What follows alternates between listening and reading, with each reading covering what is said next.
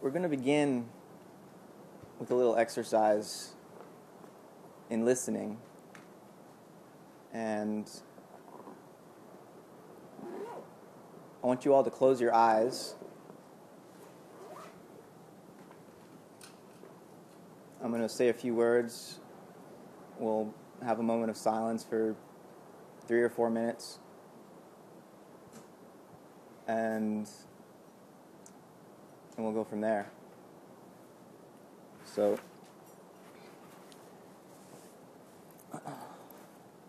wait for everyone to get settled.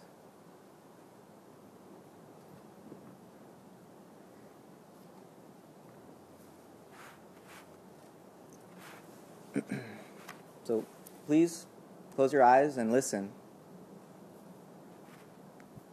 With eyes closed, my voice is no longer seen to come from out of my mouth, but instead permeates the room and the interiority of all who hear me as fluidly as the air we each share with every breath. We, modern people, live today as if seeing were believing. But in truth, we must believe before we will see. Belief, better termed faith, is the will to listen, the desire to open to the truth of another, perhaps even the other. Opening oneself to the possibility of faith, I offer, requires, before anything else more esoteric or initiatory, simply turning one's conscious attention to the bodily feeling associated with the ears, as they understand the speech of another. What does such meaningful hearing reveal to us about our spiritual relationship to one another and to the cosmos? What does human speech allow the cosmos to express and accomplish? Let us now listen to the silence of the cosmos, that being that Plato described in Timaeus as a limbless, eyeless, earless, Ouroboros living creature.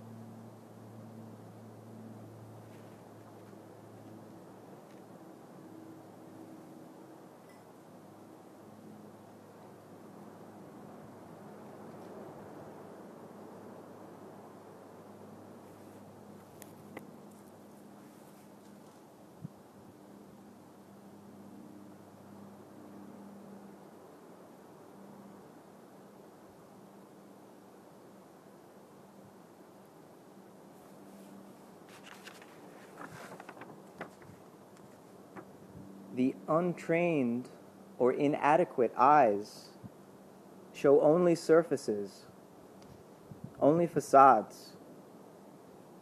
The ears grant us access to the inner face of things.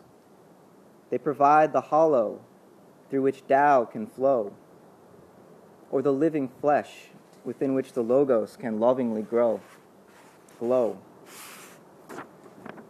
The mouth is the brother of the ears, and to speak he must work with his sisters to perform the magic upon the stage of life that is each and every one of our conversations with one another.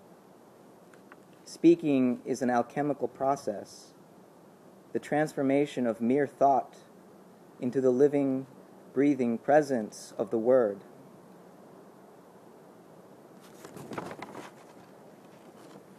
When you're ready, you can open your eyes and join us all again. So now we're going to introduce this principle of adequatio. I think that before I let Chris jump into that, just wanted to preface this by saying that much of the material that we'll be going through today is a product of a conversation that Chris and I have been having for the past year. We met actually last year at Esalen, and the conversation never stopped. And I'm delighted, and I'm sure Chris is as well, that you're willing to allow us to share. So with that, we'll get into Adequatio, Adventures in Participatory Epistemology. Excellent. Okay, so one of the main aspects or ideas motivating PCC is the idea of participatory epistemology. In my experience and opinion, cultivating participatory epistemology is what PCC is about. So, I've been meditating on this concept since I got here, and I was writing about it, and I was writing about it in a way, I think I wrote something to the effect of, our concepts must mirror or reflect the dynamic complexity and depth of the perceptions that we receive. And that was just a sentence that I had. And then one day in class, Robert started talking about this concept of adequatio. And when he was talking about it, he named the process that I had been writing about. So it just, that moment of insight where you're like, sweet, now I can name this thing. Now I can speak about it in a way that not only is conceptual, but also infuses my feelings and my heart into it. And so this concept of adequatio is an ancient version of what we now call participatory epistemology. We find it in Plato, we find it in Plotinus and Thomas Aquinas, Goethe, Rudolf Steiner, many unnamed others that I'm unaware of. For this book, A Guide for the Perplexed by E.F. Schumacher, has kind of been the guiding force behind this presentation. And so I'm just going to read to you a very, very concise encapsulation of what this concept is pointing to. We cannot experience any part or facet of the world unless we possess and use an organ or instrument through which we are able to receive what is being offered. If we do not have the requisite organ or instrument, or fail to use it, we are not adequate to this particular part or facet of the world, with the result that, as far as we're concerned, it simply does not exist. This is the great truth of adequatio. It follows from this truth that any systematic neglect or restriction in the use of our organs of cognition must inevitably have the effect of making the world appear less meaningful, rich, interesting, and so on than it actually is. The opposite is equally true. The use of organs of cognition, which for one reason or another normally lie dormant, and their systematic development and perfection enable us to discover new meaning, new riches, and new interests, facets of the world which had previously been inaccessible to us. I read that for the first time and I got shivers. Because contained within those words is the adequate mind can perceive the archetypal dynamics of the evolution of consciousness. Particularly an aspect that I've seen both Rick and Robert and Sean actually point out is this simultaneous sort of evolution, the progression from the dependence on collective structures to the rise of the individual, which we name as the evolution of consciousness, and simultaneously the devolution of higher organs of perception. The human mind is rendered incapable of perceiving aspects of reality that transcend time, space, matter, energy. And this has to do with cosmology. It has to do with worldview. The concepts that we employ through our cosmology or through our worldview are the keys to experience reality through.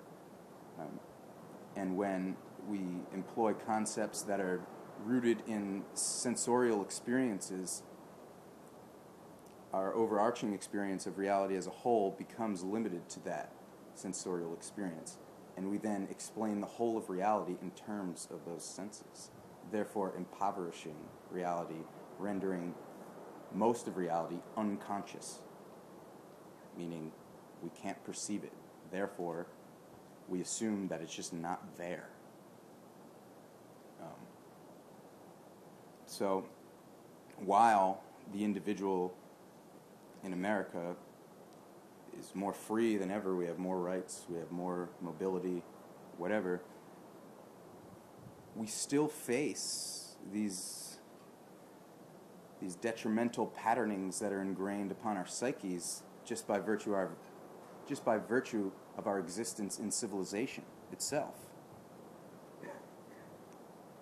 So,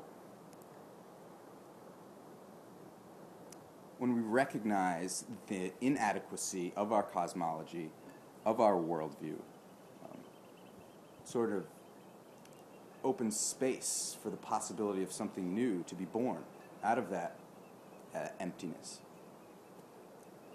And so the recognition of the inadequacy of our worldview, I'm asserting, is a sort of foundational insight for a spiritual development, for an individual evolution of consciousness, if you will. Yeah. So we're going to get into the evolution of consciousness more in a moment, and I'll have something to add to what Chris was just saying. But to return to a second to Adequatio, I think something that Plotinus said or articulated about this principle is that we shouldn't conceive of perception as sort of a passive imprinting of the world upon the soul, but rather the world that we perceive is what our soul is actively capable of manifesting through its own adequacy. So the worlds that we live in are a function of the adequacy of our instruments of knowing. We see this quite clearly in the scientific enterprise. Knowledge is increased when telescopes are invented, microscopes, etc., that provide us with more adequate instruments. But also in philosophy, there are ways of thinking and ways of being which are more adequate than others. Plato, for example, in the Republic, the sixth book of the Republic, writes the following as Socrates: "It is the nature of the real lover of learning to struggle toward what is, not to remain with any of the many things that are believed to be, that, as he moves on, he neither loses nor lessens his erotic love until he grasps the being of each nature itself, with the part of his soul that is fitted to grasp it, because of its kinship with it, and that, once getting near what really is, and having intercourse with it, and having begotten understanding and truth, he knows, truly lives, is nourished, and, at that point, but not before, is relieved of the pains of giving birth." So, what I hear Plato trying to describe here is the sense in which human beings, because we desire to know, are constantly struggling to give birth to new instruments of perception, new organs of perception, new organs of cognition. And, of course, our cognition, our conceptual thought, and our perception are always closely linked. Change the way you think, you can also change the way you sense and perceive, and vice versa.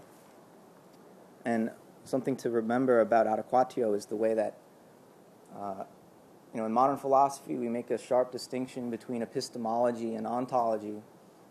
But as Aldous Huxley put it in The Perennial Philosophy, knowledge is a function of being. When there is a change in the being of the knower, there is a corresponding change in the nature and amount of knowing. Similarly, in the Talmud, we find the following saying, that we do not see things as they are, but as we are.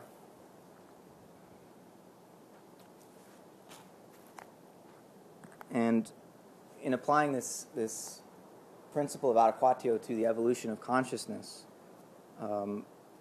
thinking in terms of the development of instruments of cognition and perception,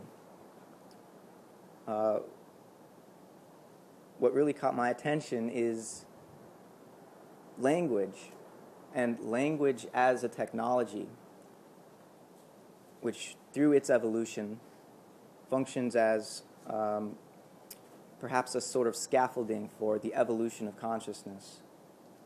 And I wouldn't want to reduce the evolution of consciousness to simply a technological advance in our way of speaking or writing or typing or what have you. Rather, there's a sort of co-emergence of new forms of language and new ways of being and knowing, new forms of consciousness. Walter Ong, media theorist who studied with Marshall McLuhan. How do you spell the last name? Ong, O-N-G. What? O-N-G? Yeah. Ong said that language is the tool of tools, by which he means that when we think of a technology, language is in his opinion, and I think I tend to see where he's going with this, language is the first technology. And it's not simply a tool, because when we conceive of tools, it's as if there's an already formed subject in here somewhere that uses an external object. When really technology does not respect the subject-object boundaries of modern philosophy. Technology, new technologies, especially new forms of language, be they oral or literate and electronic, they change our consciousness. They change our being. And we can't always tell how a new technology is going to change us before we start using it and being used by it at the same time. And so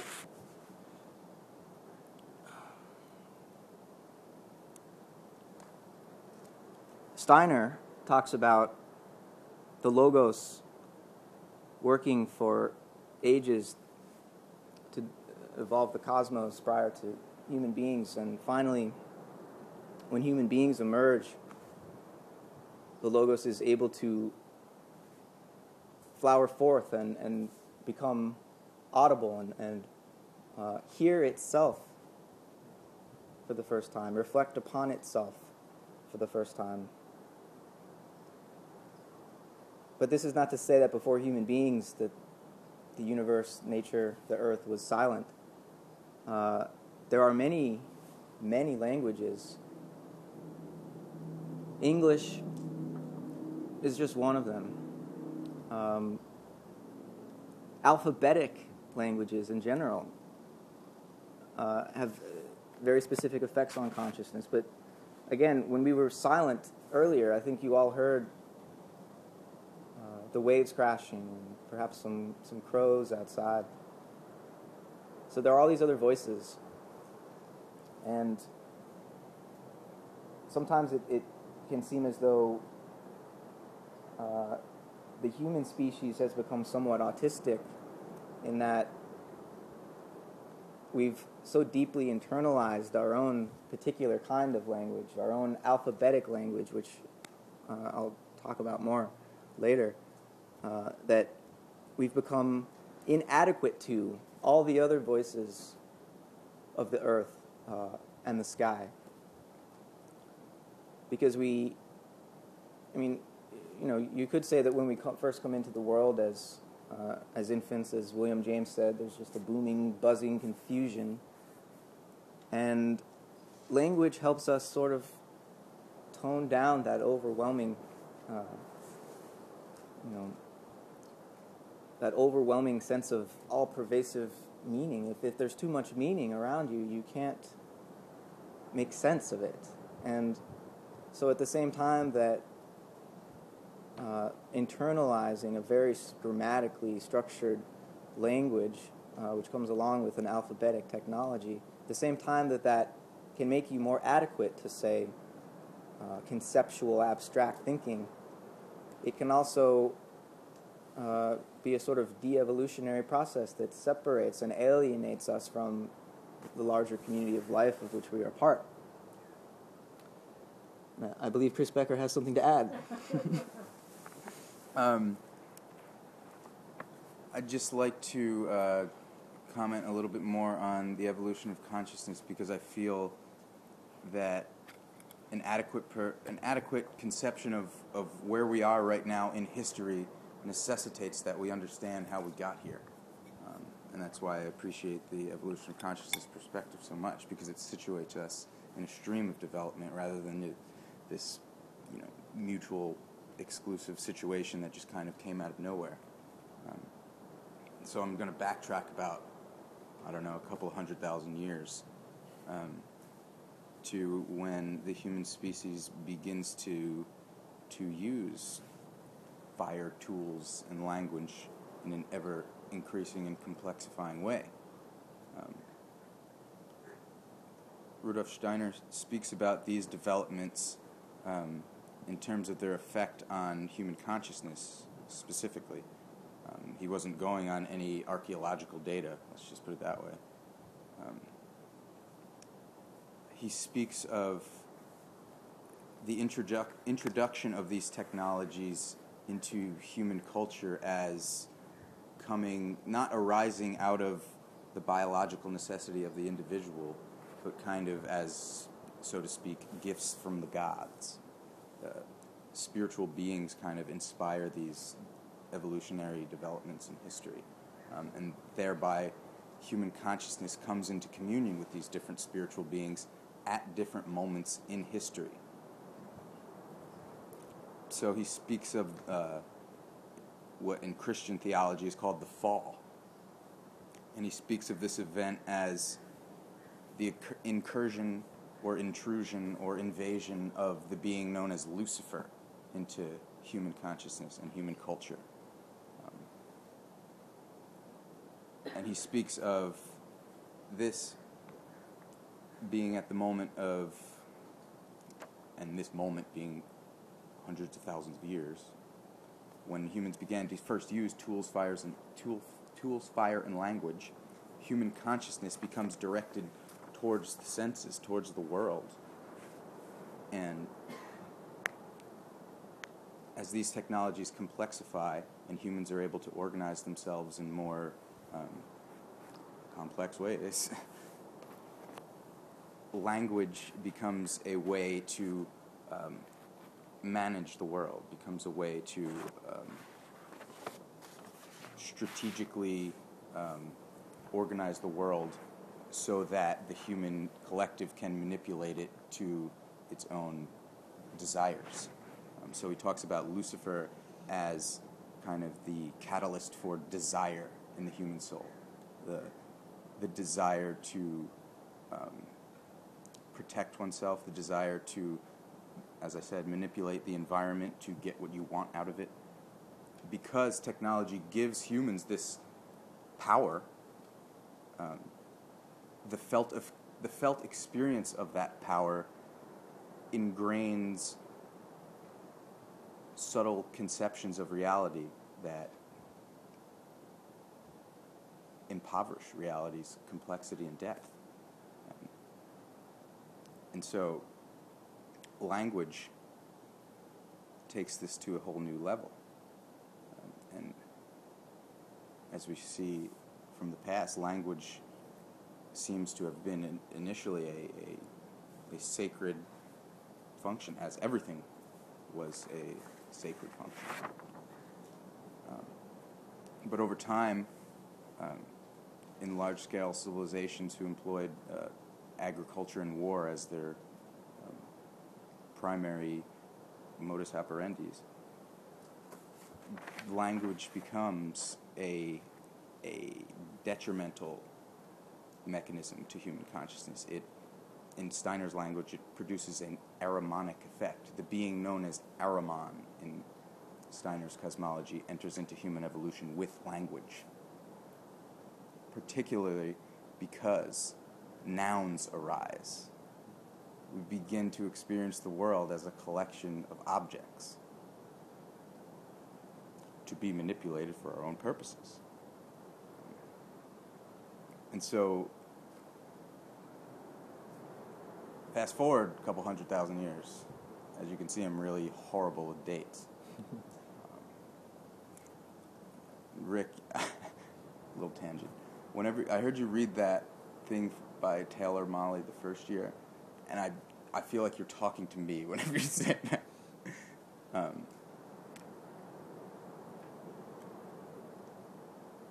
So, the moment in time when, from the axial age to, the fall of the Roman Empire, Steiner places, as does Christian tradition, the incarnation of the being known as Christ in that period. And so we have, as Matthew mentioned,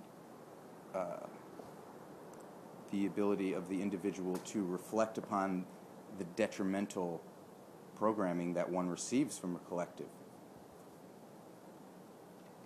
Because the individual begins to experience, not that the individual begins to experience, but the experience of culture as detrimental catalyzes a sort of desire to transcend these imposed limitations for the good of oneself and for the good of one's collective. So, we have this evolution of consciousness that can be conceptualized on a collective level. You can call it the evolution of culture, the evolution of civilization, technology, what have you. But on an individual level, this collective process kind of, throughout time, builds up the structure of the individual human being who participates in the collective. So at a certain period of time, as Steiner says, a certain aspect of the human being was catalyzed and formed by the experience in a particular place and time. And then this was then carried to another place where another level of the human being was kind of built upon the formerly formed aspect of the human being, and so on and so forth, until the time of the axial age, until now, is specifically the development of the soul. And in Steiner's conception of the soul, there's 3 levels. And what we face now, if one looks at the current conditions with an adequate higher sensorial organ, we begin to recognize that the bio-psycho-socio-cultural decay and destruction that we experience, because we experience that detrimental state, we begin to realize that we need to self-cultivate a cosmology. We need to generate a cosmology out of ourselves rather than passively receiving it from a collective.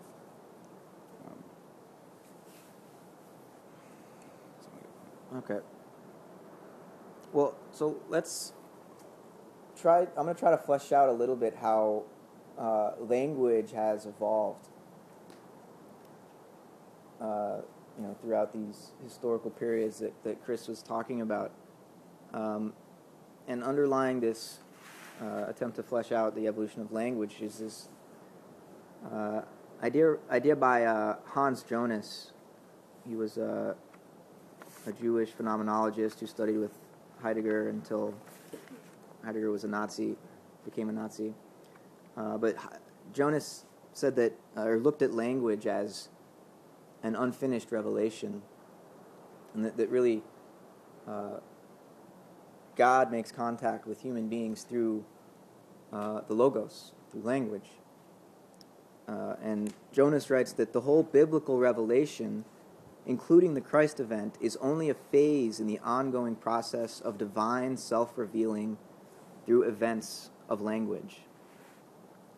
Now, to get a quick overview, probably most of you are familiar with Gebser's different structures of consciousness.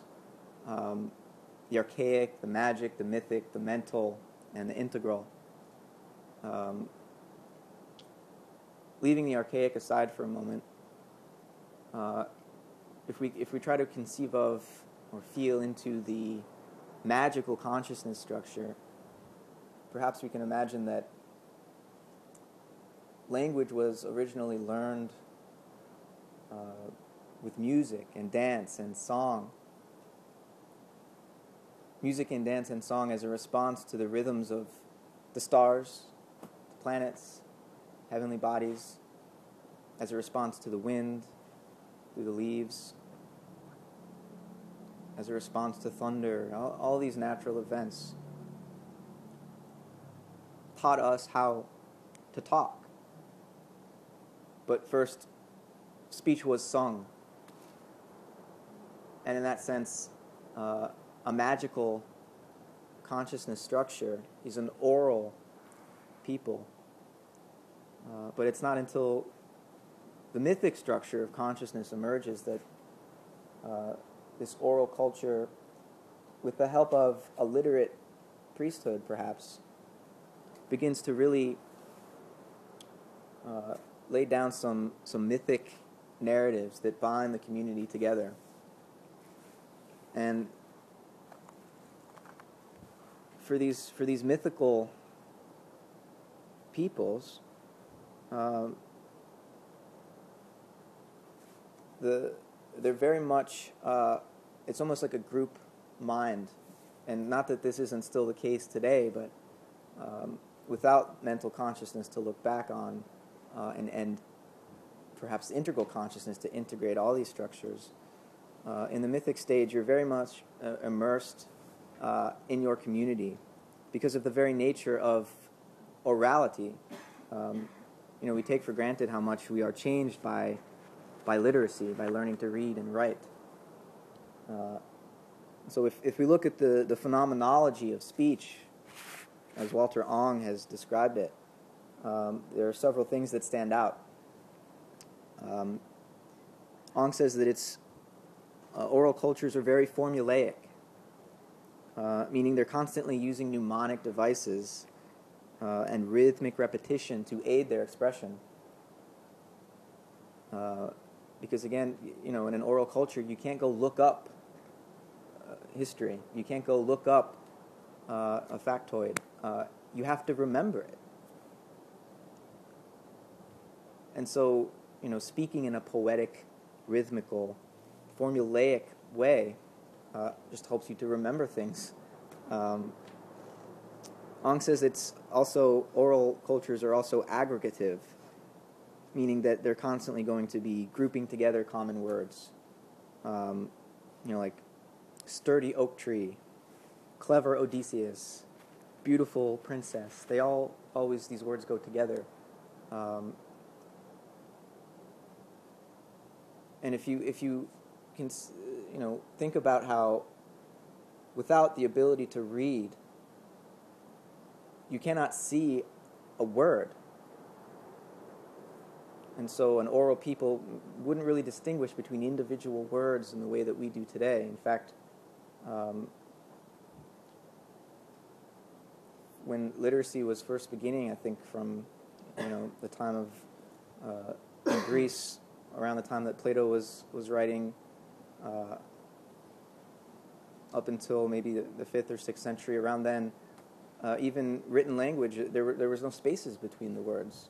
That hadn't yet been fully, consciousness hadn't yet fully evolved enough to start making distinctions between words. Only once we learn to write do we see words. So to continue about oral culture, there's a redundancy factor, which I've sort of expressed. They're constantly repeating earlier thoughts. Oral cultures tend to be very conservative because it's risky to start thinking in new ways because you might forget what's already been established, and then there's just total chaos. Oral cultures are also deeply embedded in the life world. Language would only be concerned with practical affairs. There's no need for theory. There's no possibility for theory without literacy. Ong also says that oral cultures have this tendency to engage one another in oral debate, and so they're agonistic.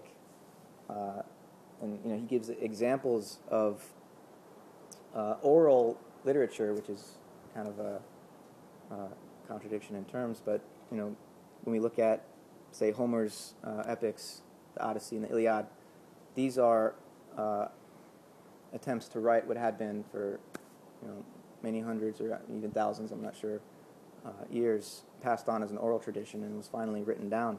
But we see in Homer's epics and in Beowulf, the Old Testament, a certain amount of violence associated with what Ong would say is the agonistic tendencies of oral cultures, because when you're writing, you're not confronting another person, but when you have to speak face to face with someone, and that's you don't have the ability to write and fully express yourself.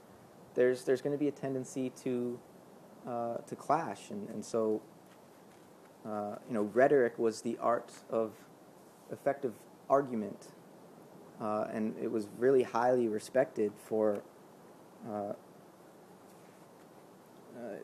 the Greeks, and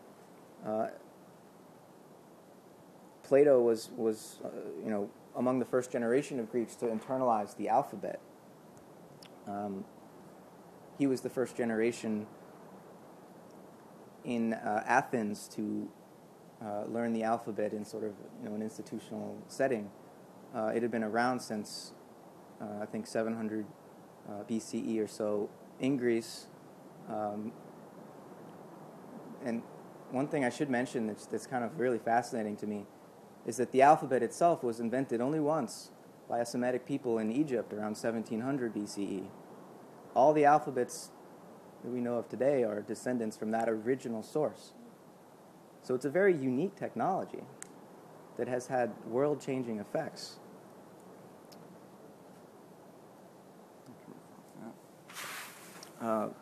Yeah. So, just to bring us back to our focus here of Adequatio and Participatory Epistemology, and how the evolution of consciousness necessitates this new methodology.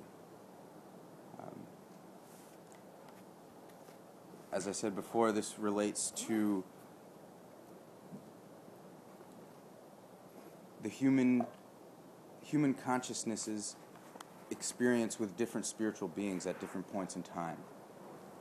And so, throughout the last 2,500 years, we can look at this as the development of the human soul. And as I said before, Rudolf Steiner's conception of the soul is tripartite has three aspects.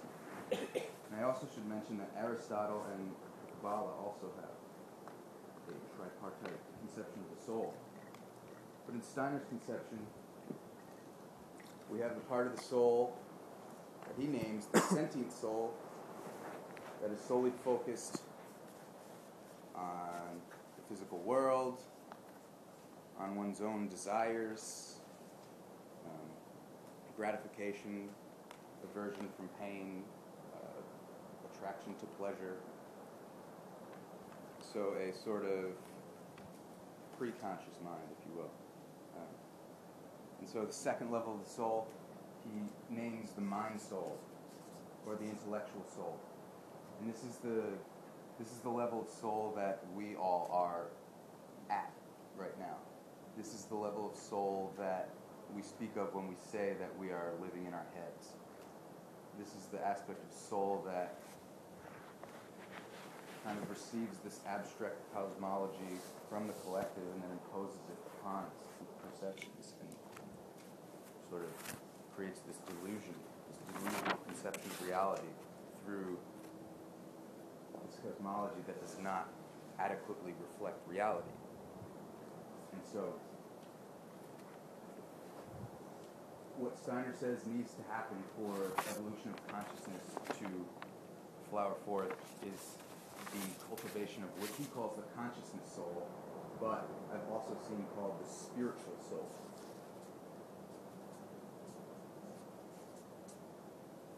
This aspect of the soul is the aspect that is able to perceive higher dimensions of reality, higher beings, higher organs of perception and cognition.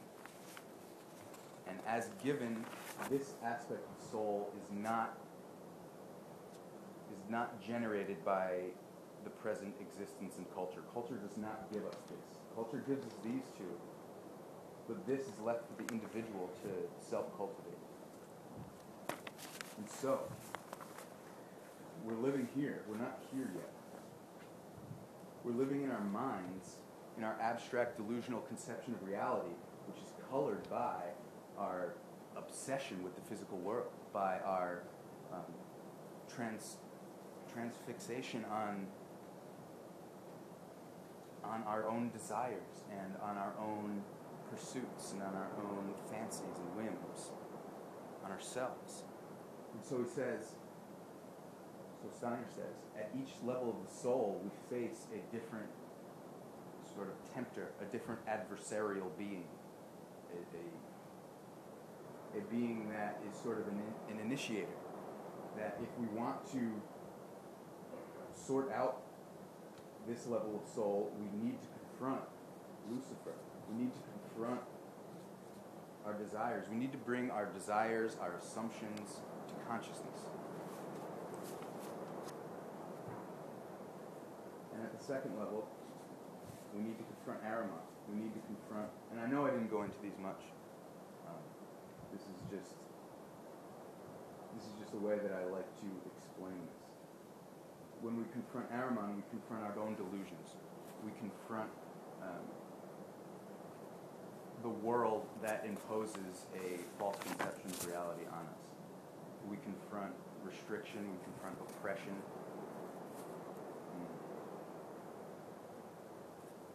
And so, in doing so, in confronting these adversaries, there's different methodologies for each. Because at each level of soul, we have different problems. We have different things to work out. We're dealing with different archetypes. So the Buddhists have a pretty good method for dealing with desire. I think you'll all agree. When desire is motivated or impelled by the accumulation of shit for oneself, that necessarily results in the detriment of the surround. Pretty straightforward. So when we analyze the nature of desire itself,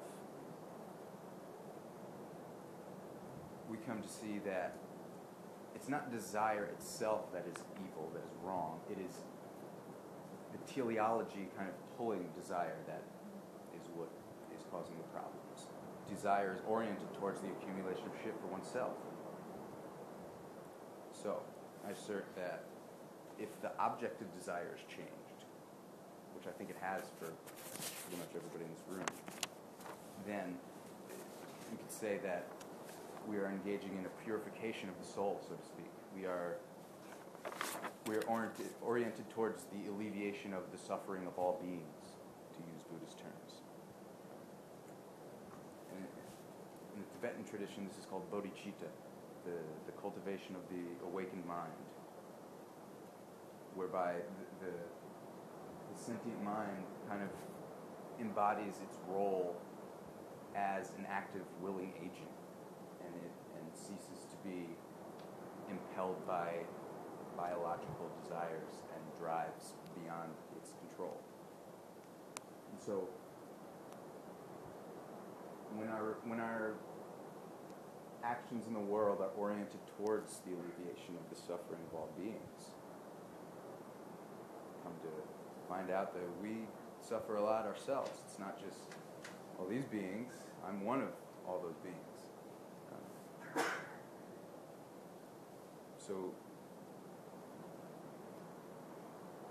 these are not mutually exclusive kind of, you do this and then you go here.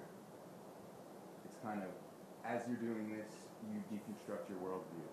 As you analyze the nature of your own desires and the forces impelling you, you necessarily come into contact with the structure of your thinking. And so, I'm going to speed it up a little bit. Do we have questions? Okay, cool. I can work on that a little bit. Yeah. Okay.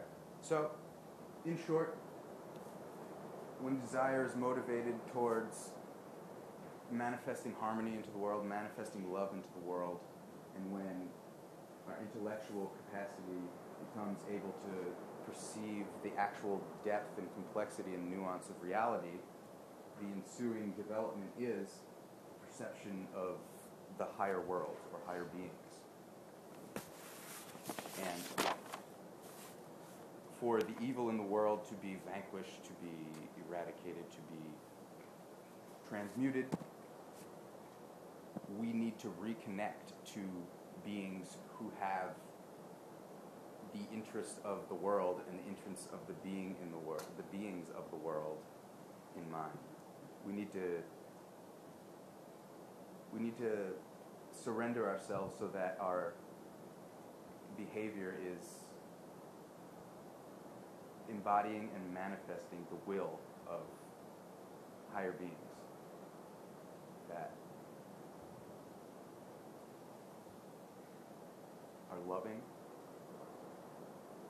that seek harmony, and that seek peace. And we are their agents of love, harmony, and peace. Thanks, Chris. So, in that book right there, Body, Soul, and Spirit, Steiner also mentions how while the Greco-Latin peoples were developing the mind or intellectual soul, they were also learning to write for the first time and internalizing that technology. And Steiner seems to recognize that there's a correspondence between the evolution of technology or the evolution of language and consciousness, and that the intellectual soul has to fully internalize the adequacies that a written language gives us in order to fully prepare itself for the full manifestation of the spiritual soul, or the consciousness soul, right? But there's so much more that I think we would both love to say, but in the interest of time, I'm going to try to wrap it up because I really want questions. But I wanted to get into some of the theological implications here of our technologies of language, because Paul in 2 Corinthians has a lot of interesting things to say about this. But first, we learn in the Gospel of Luke, chapter 4, verse 16, that that Jesus could read and write. But he didn't write anything, at least that we've been able to discover. And Paul gives us some clues as to why. For example, in letter to the Romans, chapter 10, verse 17, Paul says that faith comes through hearing. And in 2 Corinthians, chapter 3, verse 6, Paul says, the letter kills, the spirit, by which he means the breath upon which the spoken word rides. The spirit gives life. The letter kills, the spirit gives life. Also in 2 Corinthians, Paul writes, you are our letter, written in our hearts, known and read by all men, being manifested that you are a letter of Christ, cared for by us, written not with ink, but with the Spirit of the living God, not on tablets of stone, but on tablets of human hearts. And such confidence we have through Christ toward God, not that we are adequate in ourselves to consider anything coming from ourselves, but our adequacy is from God, who also made us adequate as servants of a new covenant, not of the letter, but of the Spirit. And Paul goes on in 2 Corinthians to write about using the great boldness of speech, unlike Moses, whose, quote, ministry of death was engraved on stones, causing the minds of the Jews to harden,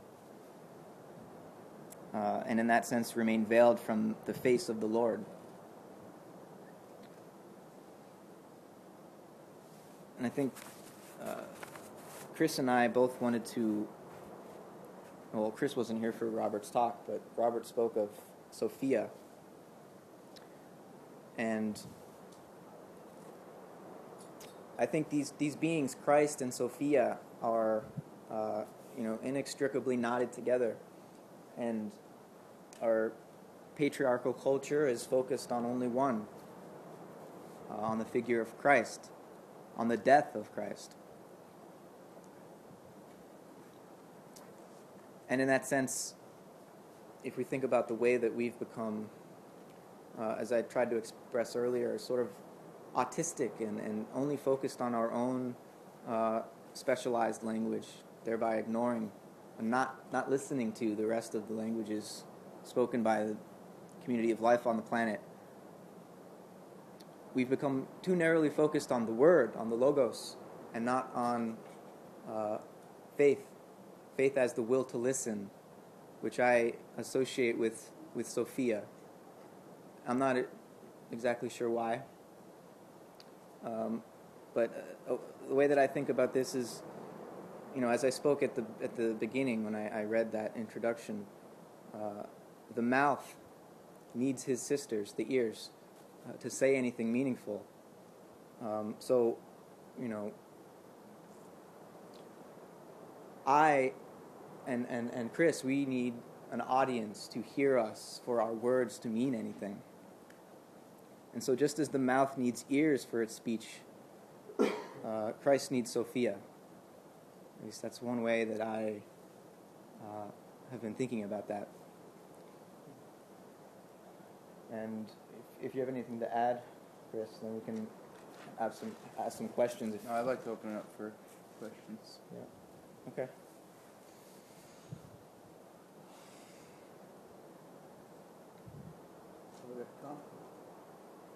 Paul? I'm curious how you would see sort of the language of higher mathematics. So when higher mathematics sort of came into consciousness, Western consciousness, would you have seen that as sensing an inadequacy of our language to sort of reach a numinous capacity for learning? Somehow our language was inadequate to express what we were seeing in the cosmos in a certain way. I'm just curious how you would see sort of the language of mathematics within that setting. Well, Whitehead was quite a mathematician, and was constantly writing about the inadequacy of language for doing metaphysics. And I think there are a lot of philosophers now. Gilles Deleuze, I think, is trying to use mathematics and topology instead of subject-predicate languages to try to grok these concepts that are hidden, possibly hidden from us due to the inadequacy of our language for certain types of, for perceiving certain types of truth. I've always been intimidated by math, maybe because it's so powerful and I'm not, perhaps I don't feel adequate to it. But there's definitely something powerful going on there. Mathematical abstractions, that there's more freedom for expression, perhaps, once you've fully mastered that art than there is in language. Though it's a freedom to express something very abstract. And, the poetic side of language is totally left out of that. I mean, at least as far as I can tell. I'm not a mathematician. Maybe the mathematician would argue with that. Plato wanted everyone in the academy to study 15 years of mathematics in order to do philosophy. Yeah. I think it's worth noting also that one of Rudolf Steiner's first spiritual experiences was his first contact with geometry.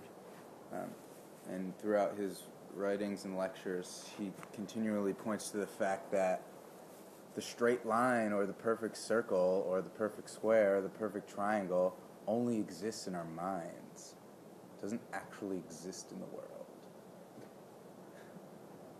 Can I add another twist to that? Please. Let's see.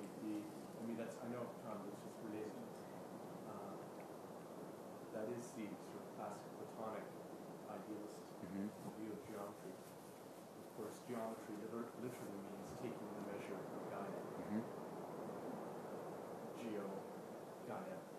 So it's, and it would, in the Pythagorean mystical tradition, that comes through the Egyptians.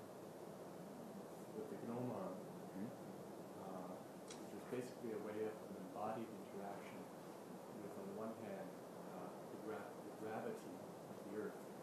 It pulls the suspended weight of the gnomon, or one version, toward the center of the earth. It gives you a plumb line, a straight line.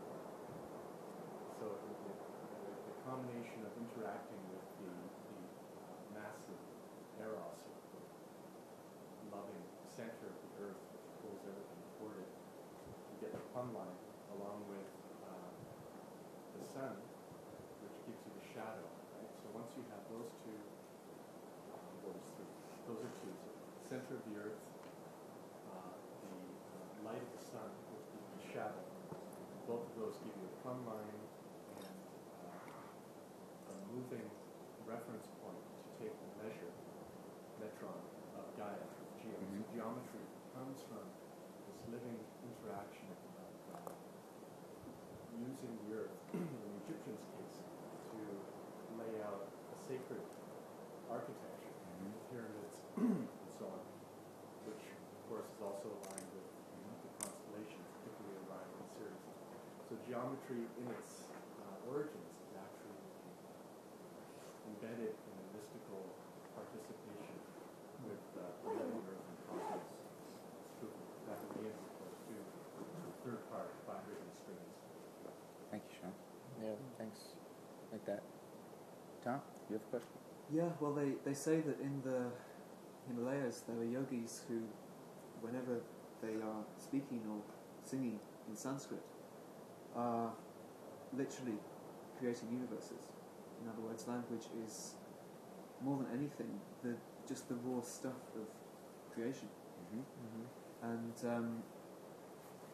I believe that if the identity of each of us is ultimately the universe, then we're all on that journey. We're all yogis at a certain state of our development. And that language is really just a tool that's being passed down to us by the universe, almost like from parent to child. And that right now we use it as passive recipients of the creative process, Right.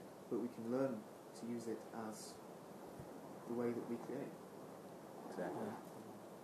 And that's got to be our journey, our evolutionary journey. It has to be. Yeah, reading. I'm not sure if Thomas Berry is the first one to suggest this, but in reading, I think it was in The Dream of the Earth, he says that when human beings learn to name things, it's as if the universe was created again.